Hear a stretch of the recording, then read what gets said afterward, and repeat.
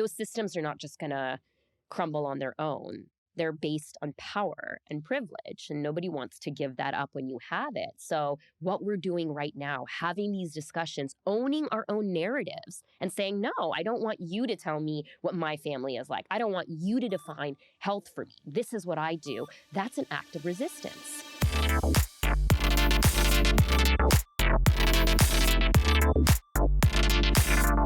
Welcome to She's Interesting, a podcast about business, money, and well-being. I'm your host, Rashel Hariri. I'm an award-winning marketer, consultant, and I'm a startup advisor. I'm so excited today because we have a very special guest. This episode is very much focused on the well-being of She's Interesting. So in this episode, we are welcoming Dr. Pauline Yeghnazar Peck. Hello. Welcome. Thank you. So honored to have you on the show. Dr. Pauline, she is a trauma-informed psychologist in Santa Barbara, California. She drove down to LA for me to do this interview with her. Thank you so much. She specializes in helping the daughters of immigrants and intercultural couples break cycles of intergenerational trauma so they can reconnect to the essential goodness of their cultures and live full, free lives in deep connection with themselves and others. Her work fills in the gaps left by immigrant upbringings and Western psychology. Don't I feel that? She is the founder of the group practice Neurotherapy and Wellness, through which she and her team offer individual, couples, family, and group therapy. Pauline also runs a free book club called Cultured, on top of her signature one-on-one culture and connection transformation program and Roots and Fruits programs, which are available to women all over the world.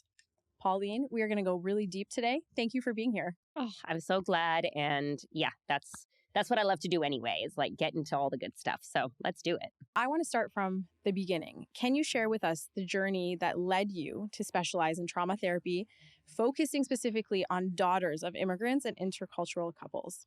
Absolutely. I don't think I set out to do it. And I get a lot of messages now from young therapists that are like, how do I do the work you do? I'm like, honestly, I don't know, because I did not set out to do that. I didn't even start out to be a therapist, but I was dealing with my own pain. And when I was dealing with my own pain, I had, somebody recommend therapy for me. My mom had died. My life felt like it was in shambles. I was experiencing depression, but I didn't even know what I was going through. And a friend said, you should try therapy. And it felt like, that's so weird. Why would I go talk to a stranger? I don't know if I can afford that. That's not for me.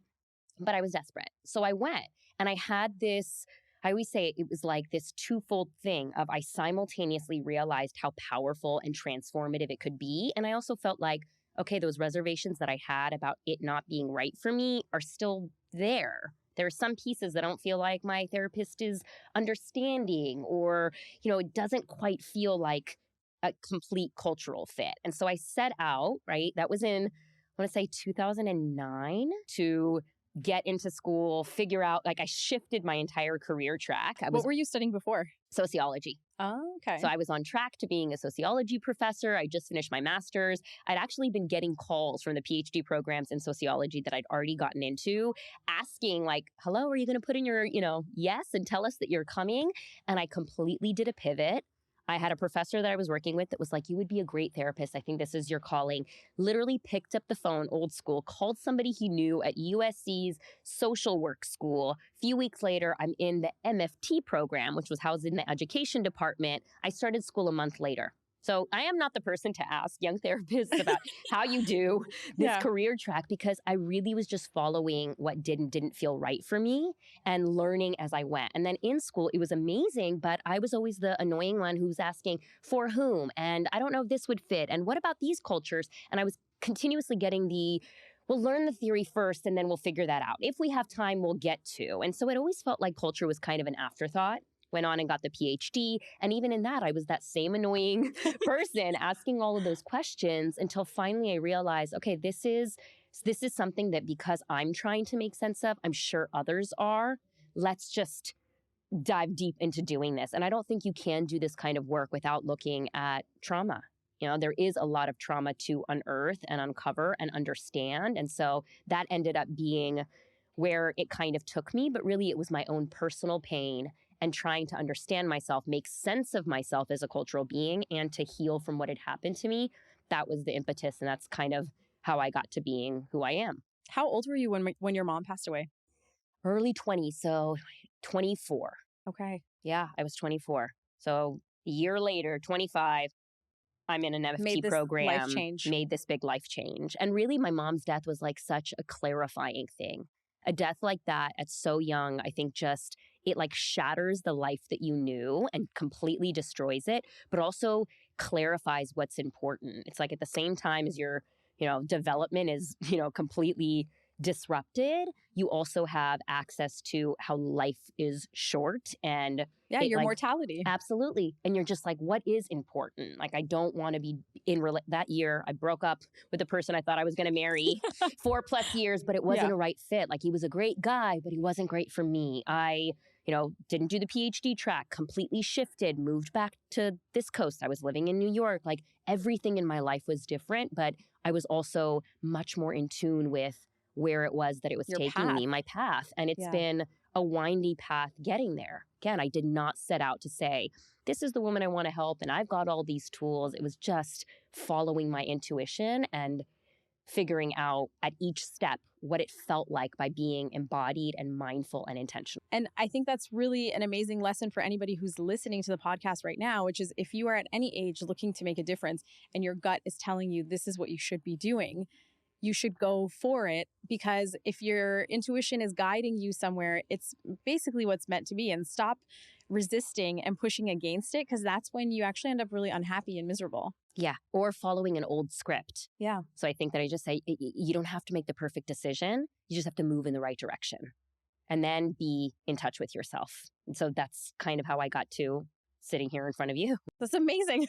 Listening to it, and maybe I'll be going in a variety of other directions. Like, that's the thing, is like you have to let go and surrender a little bit to it, which can be really, really scary for a recovering perfectionist and somebody that, has Someone had who that wants track. control. Absolutely. And we all want that. I always say there's a tension between, the desire for control and also the desire for spontaneity and newness and possibility. Those are tensions of human existence.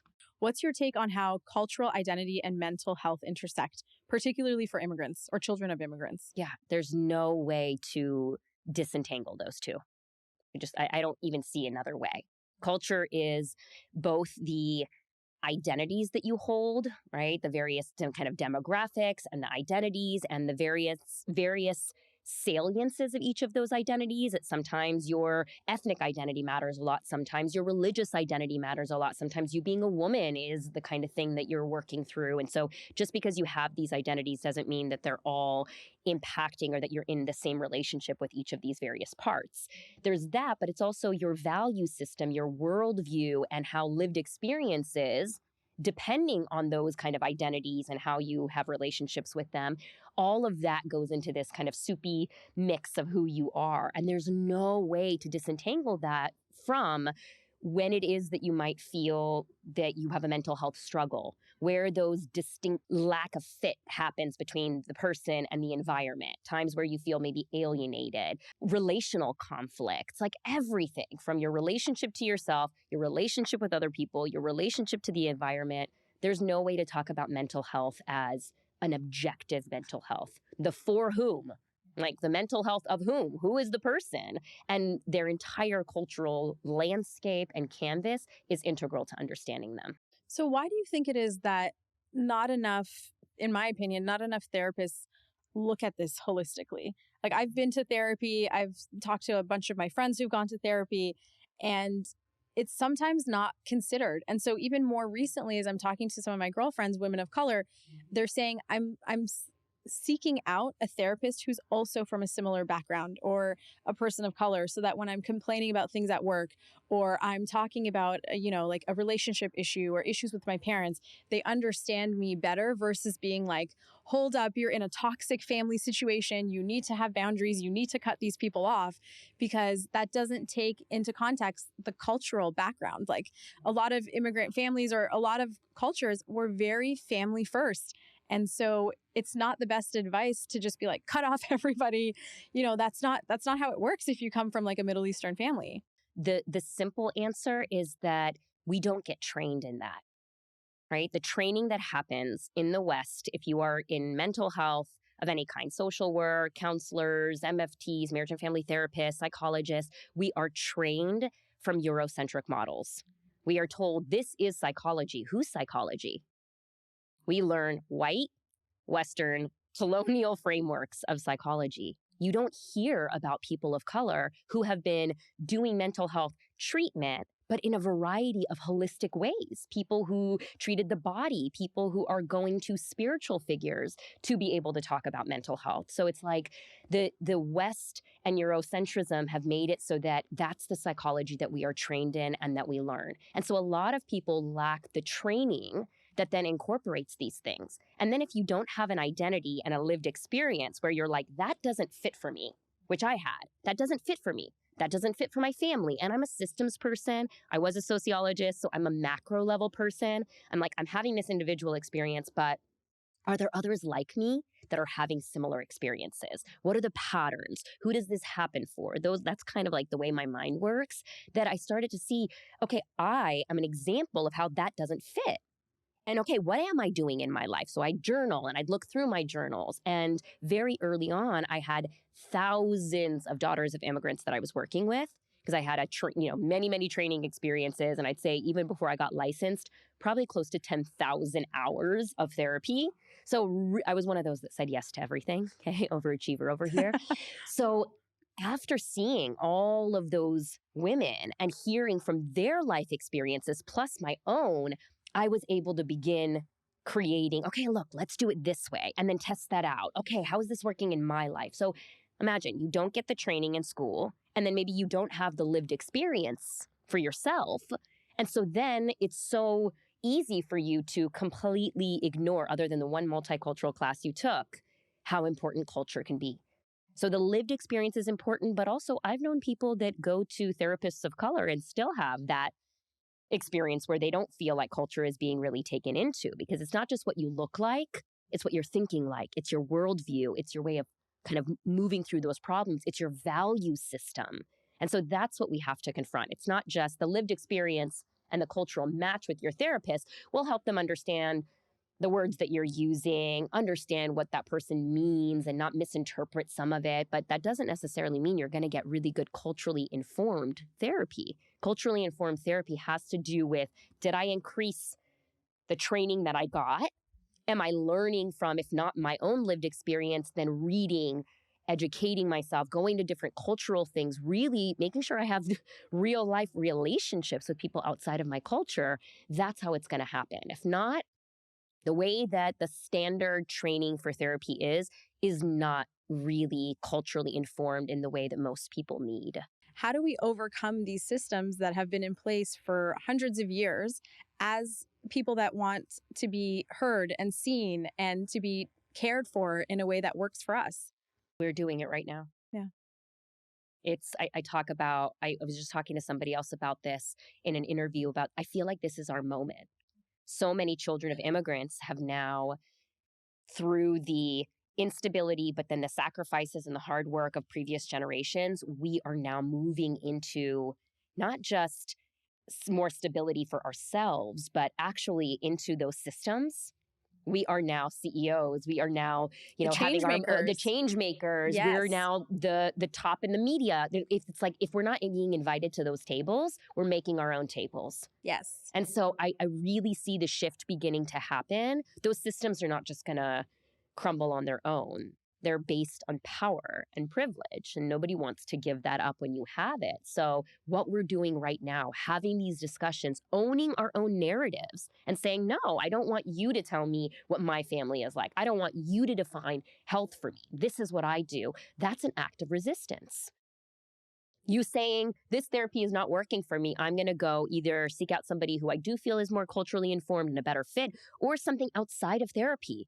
Like, I'm a therapist that is continuously talking about the healing that happens outside of therapy. Like, God forbid that my, career goes away. It's like, let that go away. I'm sure we can figure out other ways of healing that maybe don't involve all of the problematic forms that happen within the structure of therapy, because most structures were rooted in these white supremacist, racist, misogynistic, patriarchal, colonial systems. And they do need to be dismantled. And we're doing it when we own our own stories, and we begin to be the change makers within these systems and to divert these systems and create new systems that can be more inclusive. Like these conversations, they are resistance one little step at a time. They say a lot, like, if you know where you came from and your family history and your ancestry, it helps you to understand the traumas in your family and how that's formed and generationally passed down to you. But to people like myself who don't have a strong family history, how do you go about coaching them or supporting them in therapy? Is that even something that you talk about? There are a multitude of ways to know.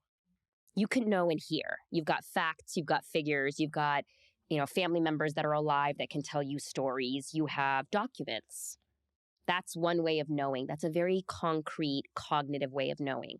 There are other ways of knowing that are body, that are spirit. There are things that you know in your bones. You don't have to have all the facts and figures.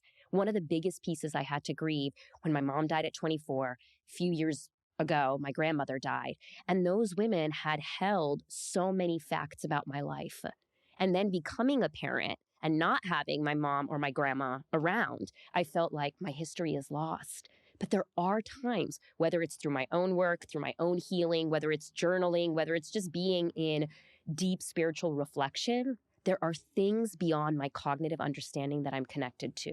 And if I can trust in that, that's going to be its own way of being able to move forward. You don't have to have all the facts and figures to be able to know where you come from. Now, the beauty is, can you read about it?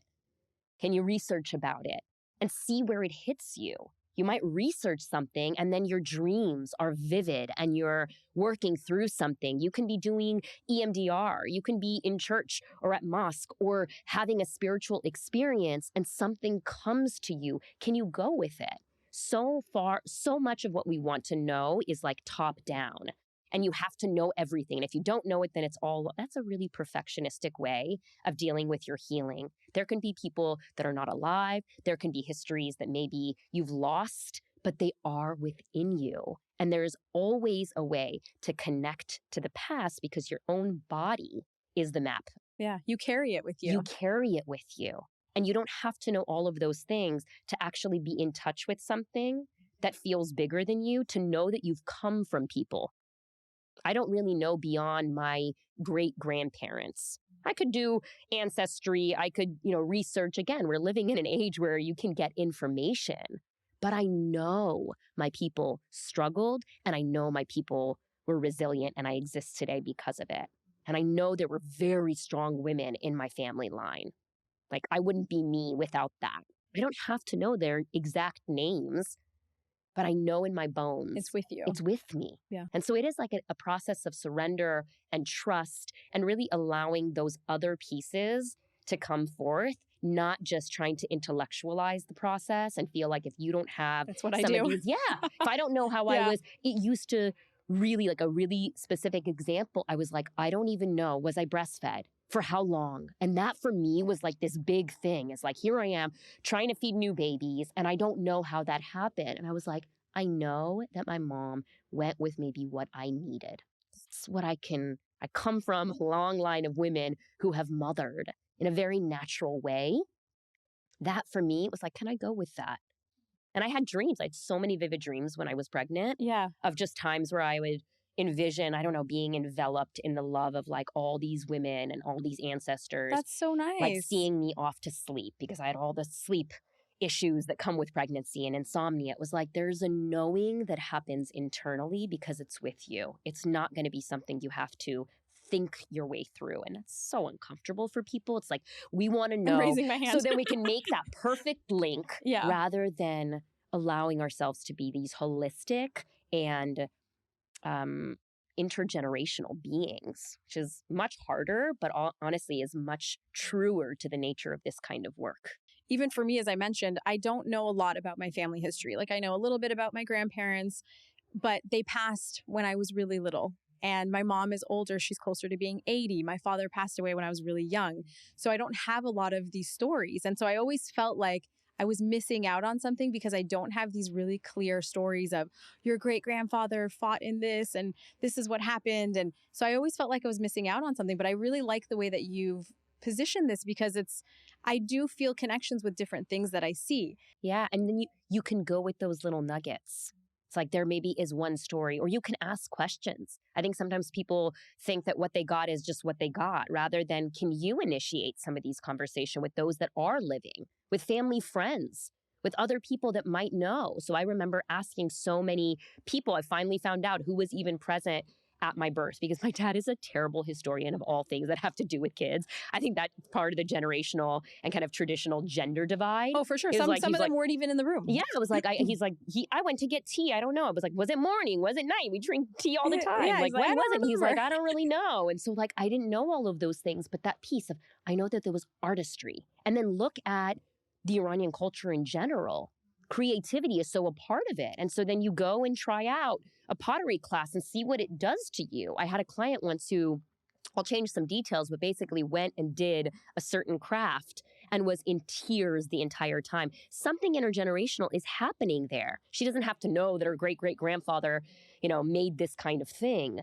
She's engaging in something that is healing for her just by being open, asking those questions, and being open to the process of finding out what those answers are in collaboration with her body. So we can kind of pull on those little strings. You don't need the here's a journal of the last, 150 years of our, family. Most people are not going to get that. But don't be afraid to ask questions of those that are around. Don't be afraid to just read about your people in general. Things will come up for you, and you can then lean on those and experiment with new ways of connecting to your culture and see what comes up.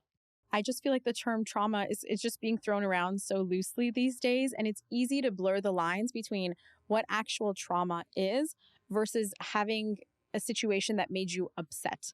It's like a human experience to be upset. So how can we tell the difference between the two, and how can we stop misusing trauma? Because I think there's so much meaning in the word, but everyone's just throwing it around like it's a new fashion trend. Yeah, well, I think this is the problem with therapy jargon becoming how we talk, because then it's completely out of context. Yeah. Trauma is already hard to define because it is not an event. It's an experience. So I can't tell you if 3 people go through a car accident and it's horrific. I can't tell you who's going to be traumatized from that, because I don't know intergenerationally what each person was holding. I don't know what the current life stresses in their life were and how it impacted them in the current moment as they went through this really difficult thing. I don't know what supports they had afterwards. I don't know what the real lived realities of their lives were and who was there to support them through whatever they went through. I don't know so many facts that would then be able to tell me how this person is able to absorb it. The way I define trauma is when your internal resources are not enough to deal with the situation at hand and your nervous system is overwhelmed. And so you go, that's an experience. It's not an event. That can happen because of chronic stressful situations at work and school, or it can happen because of an acute thing like a car accident. So it is difficult to define because it's so idiosyncratic and it's going to depend on each different person.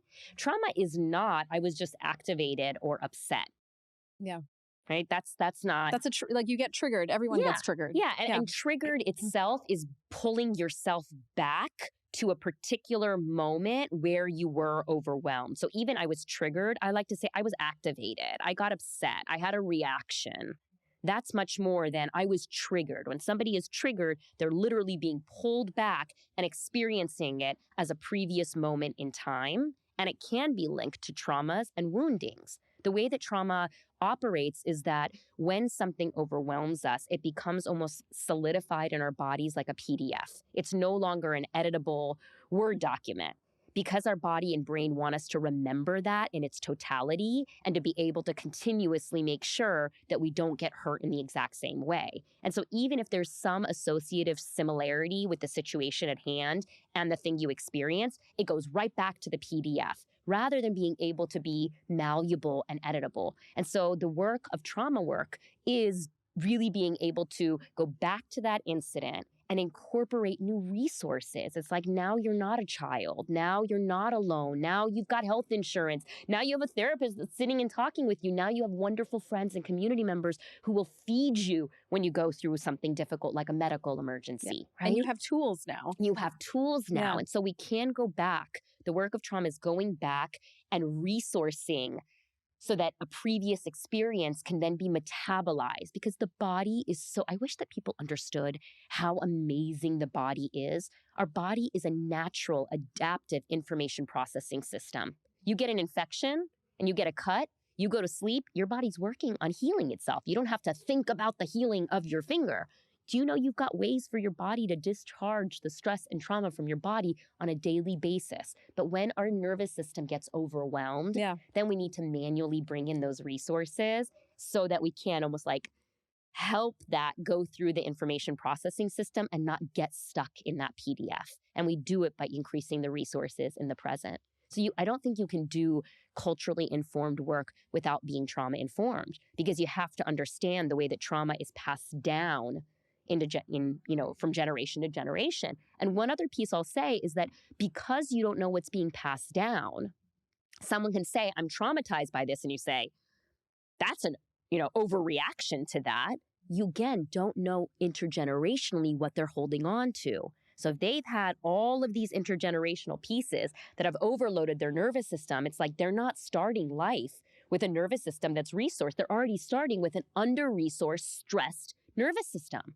And then they're parented in a way by the person that's part of this intergenerational nervous system who exacerbates some of that. Yeah. And then they've had life experiences that have added to that. So it's really not up to us to say, oh, that thing and this, that's an overreaction. It's like, it might be an overreaction from your nervous system, but if not for them. But I do think that because we use psychological jargon and therapy talk, it really, it does a disservice to everybody. I think we've got to have better words for saying, I got activated, I got upset, that really, bothered me. It's like, those are fine. That made me angry. Just to say that made me angry. Don't actually name their feelings. Right. Like if you're upset, say I'm upset. If that made you angry, say that you're angry, versus like weaponizing therapy as a way to be like, oh, well, that triggered me, or, oh, I'm traumatized now. What happens if you don't deal with your trauma, if you're constantly trying to ignore it, or, maybe it was something happened that was so traumatic that you don't even remember and it's in your subconscious? What happens to you as you age? Does it start to surface? What trauma does is twofold. It distorts our view of ourselves and it distorts our view of the world. So let's say you did experience childhood trauma. The distorted view of yourself, a negative view of yourself, would be, I'm bad. I deserve less than. I don't deserve healthy, nourishing relationships. And your view of the world is that people can't be trusted and they're all going to hurt you. So while, yes, not everybody is trustworthy, and while, yes, you have things to work on, both of those are negative forms. So you're always going to have a negative, distorted belief about you and about the world. And that's a result of the trauma that you experience. That's almost your brain's way of making sense of this. Is that kind of like when you have, let's say, friends in your group that are just always pessimistic, always expecting something negative to happen, and always feeling like, yeah, of course this bad thing would happen to me because bad things always happen to me? Yeah, and it doesn't even have to, again, be your own life experience. It could be passed down. And so if you don't deal with it, it is going to, I'll say it in this way, it's going to impact the way you relate with the world. And it's not going to be relating with the world in a way that is full of possibility. It's going to hinder you. It's going to make you small in some way. Trauma and being traumatized leads us to try and prioritize survival above everything. But if you just only prioritize survival, you'll never experience the fullness of living, the fullness of risking for a relationship, for love, for me in my 20s making this huge change and saying, I got to do it because my gut's telling me, it's like something in you is going to miss out on fully experiencing life. Yeah, because you always want safety. You always and want security. and need safety because your body gets accustomed to this. And the more you actually meet your, trauma brain with actions that are in line with that, the more your world gets smaller and these beliefs get solidified. So you don't have to deal with it. And I'll talk in a second about when it surfaces, but you don't have to deal with it. Just know what you don't deal with, future generations will. Some people say, I'm not going to have kids, and that's okay. And I've seen many people actually intentionally choose not to have children to stop anything being transmitted. Yeah. Okay. And that's somebody's choice. That's the beauty of living in this time as a woman. You can choose not to have children. You can choose to have children alone. You can choose all sorts of things, but it will pass on. And so many of us are dealing with the trauma that was not processed before. The thing about trauma is when you have, like you talked about your journey with anxiety, when you have stability, it's like your body and brain that is geared for survival can finally take a deep breath. It's like, finally, like literally you feel the muscles relax. Yeah, it's like, oh, now I have stability. I don't have to deal every second with whether I'm safe or not. Yeah. All of a sudden, those things are going to surface. So I have so many people who say, I am in the most stable relationship. I'm finally financially secure. Why the hell am I now feeling anxious? I can't sleep. What's going on in my life? Know that it's not just a choice like, oh, if I don't deal with it, I can repress it. When things are stable, it will surface. And that's what it's meant to do, because finally your body says, okay, we're set. We've got a foundation. Because, I'll say this too, there is this continuous flow of life. It's like an energy force that is happening that moves us toward wholeness and healing. It happens with nature. It happens with the body, and you can't stop it. We are continuously, as a person and a body, as an ecosystem, as a universe, moving toward healing, which means the things that are counter to our healing, the things that are going to get in the way of our healing when we have safety, they will come up. You're finally in a good place with your partner. Guess what? Your childhood shit's going to come out at that time. And that's not wrong or bad. There's no rest. It is literally what is meant to be done, because the second we have safety, then we want healing, because you are always moving as a person toward more wholeness and fullness and health. That's just the way we are operating. That's the life force within us. So when you intentionally say, I'm going to deal with this, you free up resources that are going toward dissociating or repressing it. When you are ready, when you are stable, actually for some people, when you finally take care of yourself, that's when the stuff is going to surface, and you've got a choice. And it is going to be really hard work, but then what's on the other side of that is experiencing glimpses of, you're going to be a person that's working on themselves in one shape or form, and there's going to be things to work on, and it's also going to be acceptance of imperfection, but there are glimpses of the fullness and the richness of humanity that's not just this is so wonderful for me, but it's actually you being able to fulfill the potential that was in your ancestral line. And that, it gives me goosebumps. I can't goosebump. That's actually a fun fact. But I feel the sensation of goosebump, but it never happens, It brings up something where I feel that tingling of, I know that I am a part of people finally being able to fulfill their ancestral legacies. I went from being feeling a bit disconnected to my therapist being like, how did you feel? Stop telling me what you think. To then feeling like I went to the opposite side, which is I was feeling too much and I was hyper aware and analytical. And now I feel like I'm trying to dial it back to be like, just live in the moment and stop feeling and thinking all of these things. So is there a point where maybe we're overdoing it and we need to take a break and just kind of get back to life and learn and have lessons and then go back to therapy? Yes, you are not a project. You're a person. Which is hard when you're a perfectionist, because you see yourself as a project. You're like, I can always do better. I can always be better. Yeah, but the root of perfectionism is actually fear. Fear that if you're not perfect, you won't be loved. Fear that your life can't be full. And you being able to, speak to fear. You've got to turn around and speak to fear. You turn around and say, I'm afraid of this. I'm afraid of being messy. And that's why I think it's important that I create pockets in my life where I am messy, where I take a break. I posted on my Instagram, I said, I'm doing this interview with Dr. Pauline. Does anyone have any questions? And so I got a couple of questions from friends that wanted to specifically talk about this very thing, where in immigrant families, if you're the one who's going to therapy and you're learning all of these things and you're learning about the codependency of these immigrant families and how everyone needs to be so close, and there's this kind of fear mindset of the family has to be close to each other, and you're trying to set boundaries and change the dynamics within your family so that it creates a healthy space for you to continue to grow and be who you are. But you're met with resistance, or you're met with gaslighting as you're trying to have conversations with your parents, which I think anyone who's listening and who has immigrant parents is probably used to them being like, no, that didn't happen. No, what are you talking about? You were fine. You had a great Or childhood. breaks down. I'm the Yeah. worst parent. I did nothing right. The It was guilt like, yeah, the trip. guilt trip. Like, yeah. oh, like, sorry, excuse me for trying to give you a good life. So how do you deal with that if you are the sole person in your family who's gone through therapy and now you're trying to have these conversations and no one's listening to you and you're feeling gaslit? Okay, so hard little nugget. Do just your part and expect this. This is what cycle breaking is going to bring.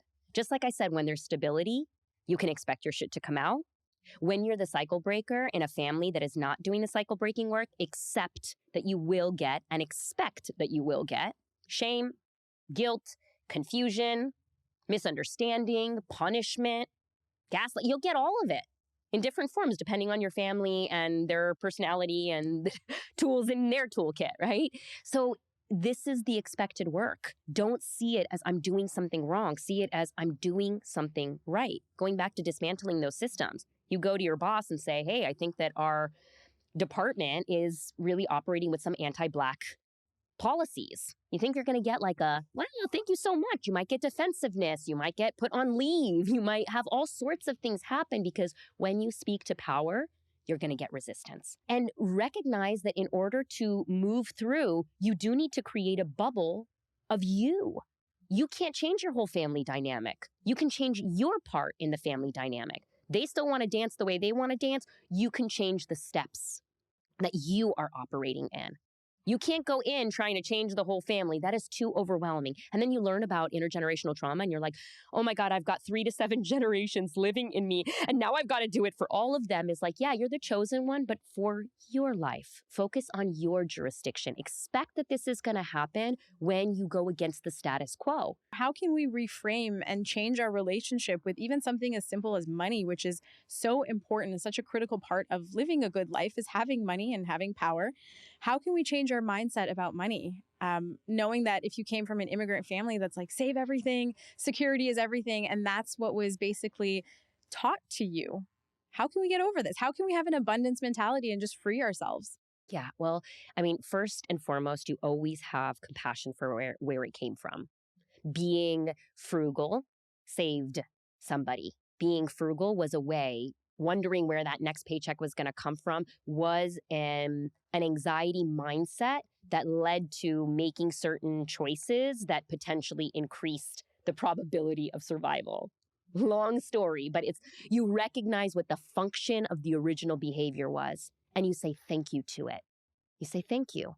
Somewhere down the line, having that mentality and reusing a Tupperware 6,000 times may have helped to create the kind of life that I have now. It's so easy when you're not in that mindset anymore, or you've been educated to look down on that and say, that's a really gross coping mechanism, or look at all the difficult mindset that I got, rather than also having compassion for the function that it served. Yeah. When you have that compassion, I like that approach. You say, okay, what's my story? What were the messages? I literally have people write down messages, things they've been told about money. Same thing happens with marriage or relationships. What have you been told about it? Whatever the concept is, but we're staying with money. What are the messages that I've gotten explicitly? What are the messages I saw modeled? What are the frameworks that happen? Like really making it concrete and saying, do these things fit with the values that I have? What do I want? Maybe I want to be an artist. Maybe I want a very different life for myself. Maybe I have a very different value. I don't want things and stability in that way. I'm okay with that. I want experiences. So if that's the case, you look at the messaging and then you look at the values and say, are these things congruent? If they're not, the middle kind of column, skill set. Actually being able to make changes, behavioral changes that are going to come with a lot of discomfort, buying yourself something that is an experience that feels really uncomfortable to spend money on. Oh, I've done that. And living in the discomfort, breathing through the discomfort and saying, I'm feeling the messages alive in my body, and I'm also continuing to act in the ways that move me toward the things I value. I am in process. And then you create encouragement. You bring that friend who can say, I'm so glad you did. I don't know why this friend is so, this is the photo. I'm turning 40 this year. You can tell. Yeah. You bring people into your life that can say, I saw how difficult that was, because you know you need that support, because you're not from one column to the next yet. So people want the quick, easy fix to get over that mindset. There's no quick, easy fix. Life is hard. Hello, that's Western therapy. What's the most effective way? In 6 sessions. Now it's 1 session. You get this 1 session model of da-da-da-da-da. It's like, we're not projects. We are people. And so if you have compassion, where did this come from, right? And you know something about your family. I don't know all the particulars of my family, but I'm Armenian. I know my parents and grandparents and ancestors survived through a genocide. They had to in order for me to be alive here. Knowing that is like, okay, how does that influence our interaction with money? How does that influence how we either saw the world available to us, open for us, or for us at all? Look at where you come from and have compassion for some of that. So then you can give actual credit to the small but really profound changes you are making. And again, listening to your body is going to give it to you. When you order that thing and they say, you want avocado, and you say yes, and then all of a sudden you're sitting there like, oh my God, it's already a $15 toast. Why did it get the $5 avocado? These are the things that make it so that I'm not going to have a house. And you're sitting there, you breathe in to say, I am so glad that I am going with what I know is important in this moment to me. And I'd also like to really enjoy the company of the people that I came with. I don't eat like this every day. And you breathe into your body and you refocus on being present with them. And when it comes, you eat every last damn bite.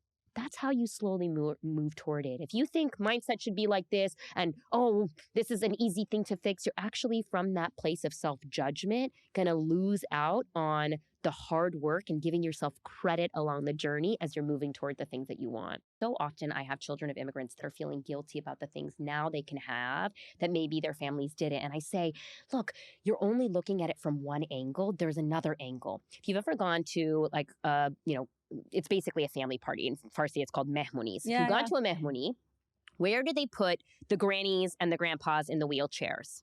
They take them right up to the dance floor. And what do? They sit there and they watch the younger generation dance, because seeing them dance brings them enjoyment.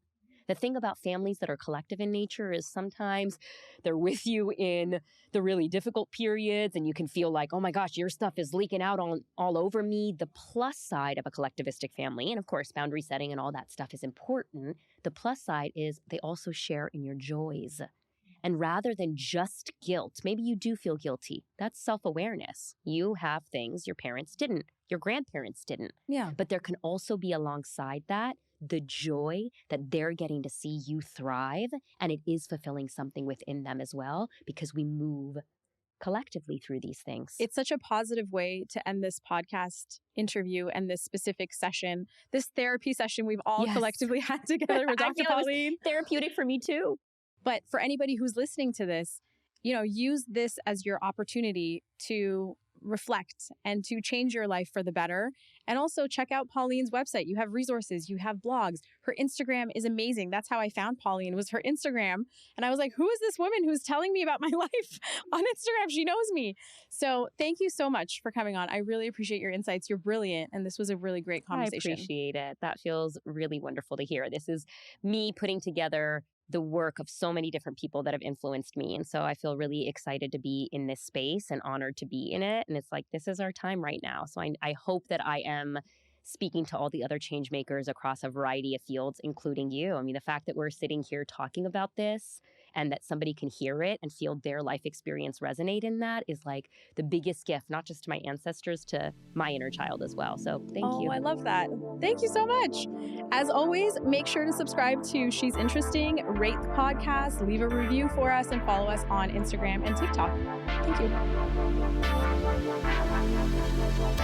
you.